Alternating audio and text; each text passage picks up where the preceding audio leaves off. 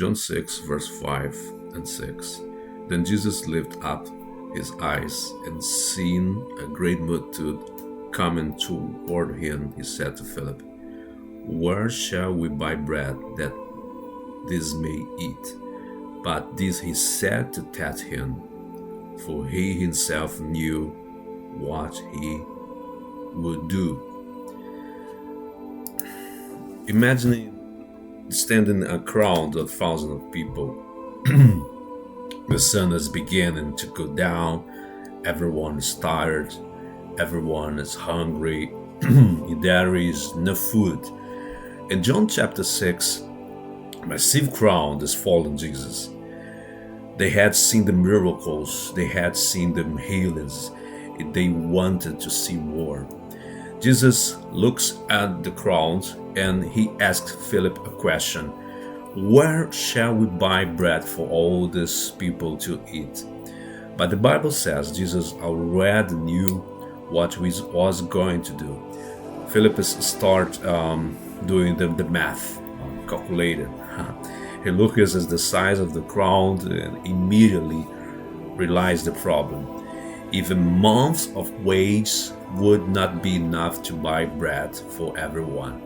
In other words, this situation, oh Jesus, is impossible. Then Andrew brings something small to Jesus. He says, "There is a boy here, he has 5 barley loaves and 2 fish."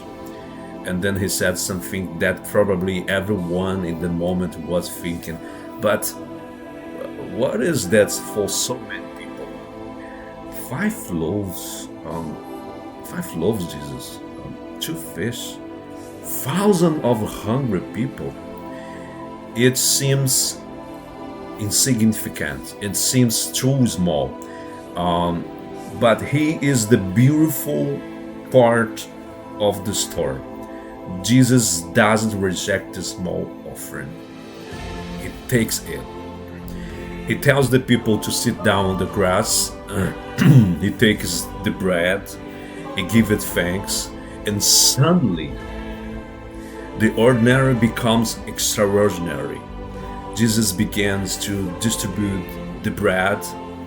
The disciples start passing through the crowd, row after row, person after person. The bread keeps coming, the fish keeps coming, and the Bible says something amazing. Everyone ate as much as they wanted, not just a bite, not just a little. They were satisfied. Thousands of people fed from the boy's small lunch. And when it's all over, Jesus told the disciple to gather the leftover.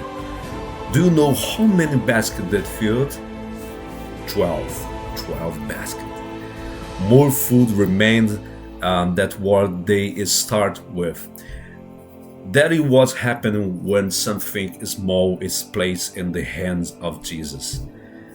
This miracle is not only about bread. It is about trust.